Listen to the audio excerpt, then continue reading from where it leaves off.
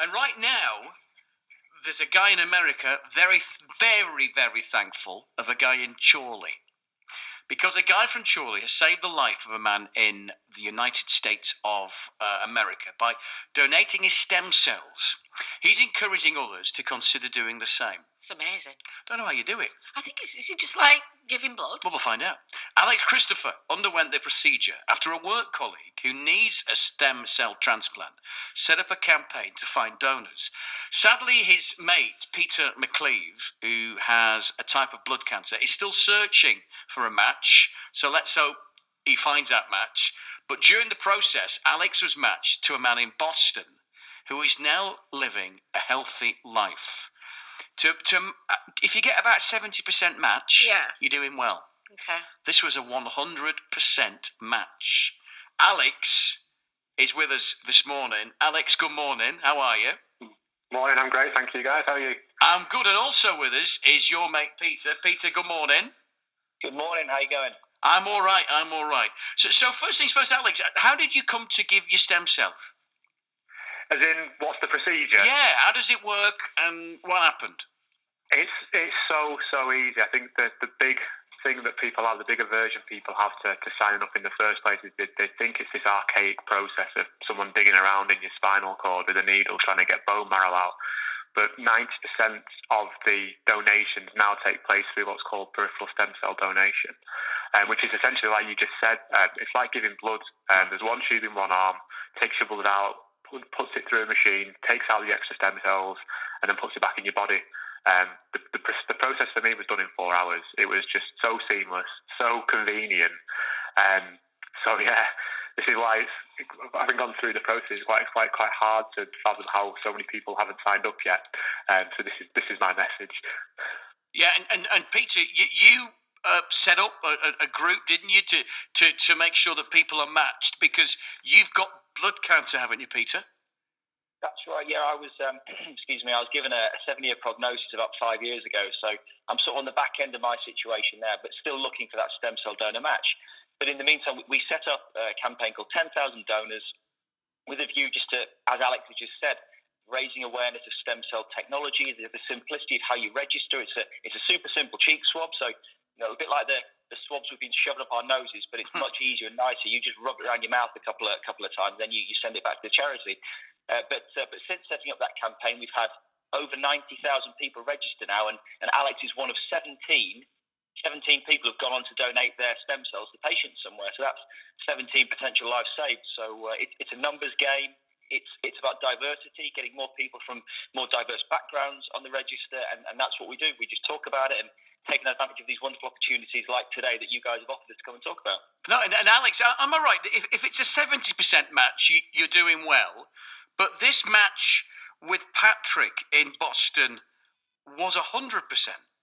Yeah, he's basically my genetic twin. So I'm a 34-year-old man in Chorley. He's a man in his 50s in Boston, but we've got so much in common that you wouldn't believe.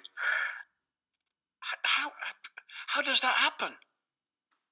No, I don't know if it's genetics. I know he's got some Italian ancestry, and so I don't know if there's something there way back. I don't know if that's how the science works.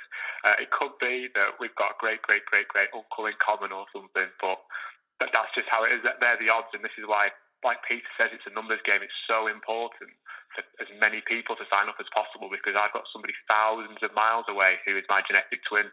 So there could be somebody sat next to you who's a match for somebody else sat in, I don't know, sub-Saharan Africa. It's just crazy how it can work. And this is this just took you 4 hours? Yes. Wow. So they book you in for a couple of sessions just so they can make sure you get the required number of stem cells that you need. But for me, I was very lucky. I was done in 4 hours. So I was off around London later that day doing a bit of tourism because I was just straight back on my feet after the procedure. There's just nothing to it. And from 4 hours, you've given this Patrick, you've given him the rest of his life. I have, yeah. It's 3 years and counting now.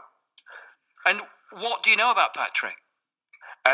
Well, he's a very humble guy. So having spoken to him initially, he was keeping his cards close to his chest, but he's actually an absolutely incredible person. He's done a bit of acting. He's been in some movies that we'll all know about. He is a very, very keen bodybuilder. He is a former Mr. Universe finalist, I believe. I'm not sure if he'll like me telling all this, but like I say, he's very, very, very modest. But the best story about Patrick is that how impressed his doctors have been in that he's been able to go back to the gym and live some sort of normal lifestyle with regards to his fitness and his weightlifting. They just didn't expect him to be anywhere near close to that at this point, or even possibly at all following his transplant. But something set, and it's got him right back on his feet, and he's living as close to a normal lifestyle as he possibly could now. Brilliant. And Peter, as you're both saying, it is a numbers game. The more people who do this, the more matches. Yes, Peter?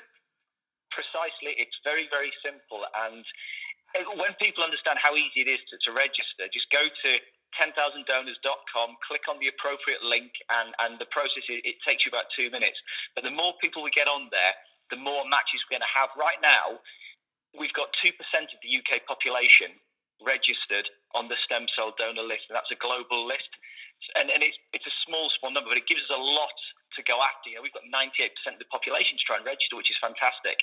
And again, talking about it, even if you don't want to register or you can't register, please share this message. It literally is life-saving. It's life and death. And I know I sound like I'm speaking a bit in an exaggerated tone here, but there are a few things in life which we personally can influence. And Alex is a walking example of how we can all potentially be a lifesaver through nothing more than a simple cheek swab. We can all help one another. Cancer is indiscriminate, and we need to be too. It doesn't care about our genders, our races, our bank balances, any of those sorts of things. And for one moment in time, we can all come together to help one another, regardless of our differences and disagreements in life. And I'm begging people today to please go to 10,000donors.com. Please order your swab kit. It will take you 2 minutes, won't cost you anything, but you might just save someone's life. 10,000donors.com. That's what people need to go through, yeah? Yes, please. Yeah, we've got links to all the global registries in the UK. The charity DKMS will administer your swab kit. It will send it out to you. And I promise you, it is super, super simple. Alex has spoken about the process, but the registration process is very easy. You can do it from the comfort of your own home. Alex, it's amazing what you've done. Peter, thank you for setting this up. I do really hope that you find your match. Thank you ever so much for joining us this morning. 10,000donors.com. If you missed those details, give us a call here and we will pass them on to you. And you could